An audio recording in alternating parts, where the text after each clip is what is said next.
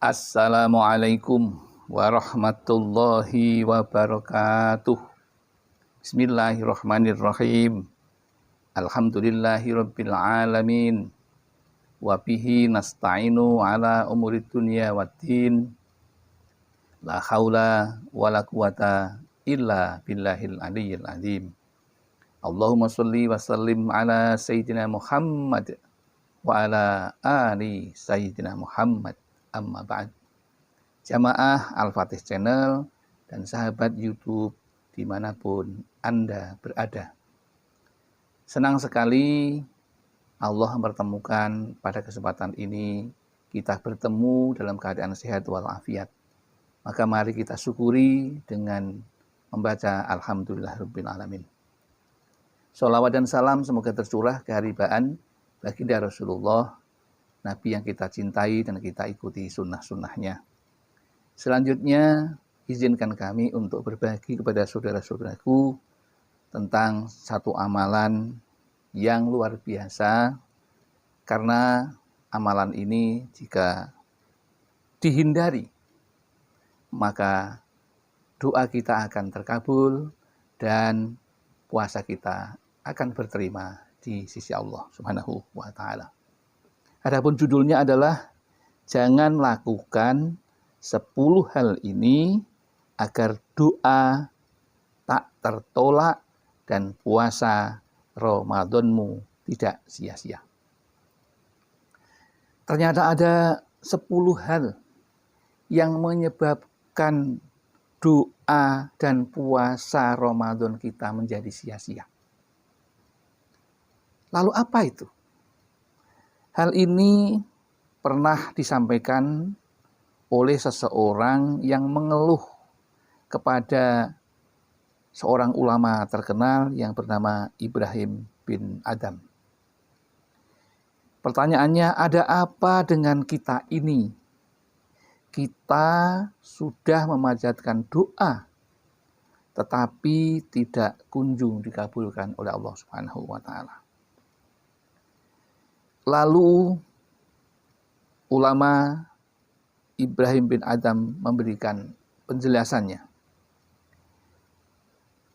Doamu belum terkabul dan puasa juga akan sia-sia karena satu, kalian mengenal Allah Subhanahu wa Ta'ala, Allah Azza wa Jalla, namun tidak menaatinya. Karena apa? Sudah berdoa, puasa, tapi tidak taat pada Allah, pada perintahnya, pada larangannya.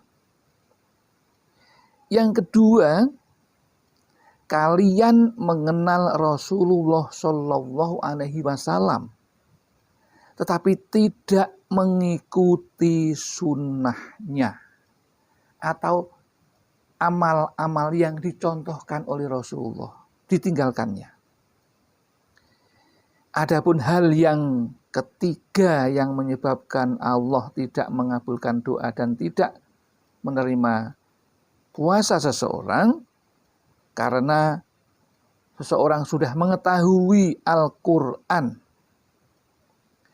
tapi tidak mengamalkannya apa yang terkandung di dalam Al-Quran mengenai larangan, mengenai petunjuk, dan mengenai hal-hal yang harus dikerjakan. Hal yang keempat yang menghalangi terkabulnya doa dan puasa diterima oleh Allah, yaitu memakan nikmat Allah tetapi tidak bersyukur atau lupa bersyukur. Padahal semua nikmat itu datang dari Allah. Meskipun dari hasil jerih payah sendiri, tetapi pada hakikatnya adalah nikmat itu dari Allah Subhanahu wa Ta'ala, maka kita perlu bersyukur. Yang kelima, sudah jelas tahu surga, tapi tidak memburunya. Tahu kenikmatan surga, sudah mendengar tentang nikmatnya surga, indahnya surga, tapi tidak pernah memburu yang namanya amal-amalan menuju ke surga. Bahkan kunci surga aja tidak pernah dilakukan. Yaitu apa? Miftahul jannah atau kunci surga itu amalannya adalah la ilaha illallah Muhammadur Rasulullah. Itu kunci surga. Kemudian yang keenam, hal yang keenam atau faktor yang keenam yang menyebabkan tadi doa menjadi tertolak, puasa tidak berterima, ibadah juga tidak berterima. Sudah tahu neraka tetapi tidak lari darinya. Maksudnya amalan-amalan yang mendekatkan kita kepada neraka, yaitu misalnya pada bulan Ramadan tidak puasa, masanya sholat tidak sholat, punya rezeki untuk bersedekah tidak digunakan, masanya membayar zakat juga tidak dilakukan, mempunyai harta yang berlebih untuk membayar zakat mal juga tidak dilakukan, atau hal-hal lain yang untuk mendekatkan kita kepada, menjauhkan kita dari neraka. Adapun faktor yang ketujuh atau hal yang ketujuh yaitu mengenal setan. Kita sudah tahu mengenal setan tapi tidak memeranginya. Sudah tahu setan itu pasti mengajak kepada hal-hal yang batil, hal-hal yang jelek yang akan menuntun kita menjadi teman setan dan akan menjadi sahabat utama di dunia dan di neraka besok. Karena setan pasti sudah dinas oleh Allah untuk masuk neraka karena apa? Karena durhakanya, karena beraninya dengan Allah dan tidak patuhnya setan kepada Allah Subhanahu wa taala. Padahal setan itu dulu waktu di surga adalah ahli ibadah. Tapi karena kesombongan dan kekerasan hatinya saja setan menjadi makhluk yang jelas paling terkutuk dan jelas akan disiksa oleh Allah Subhanahu wa taala. Tapi jika kita tidak memerangi hawa nafsu setan, maka kita akan menjadi teman setan dan doa kita tidak terkabul, puasa kita tertolak oleh Allah Subhanahu wa taala. Ya.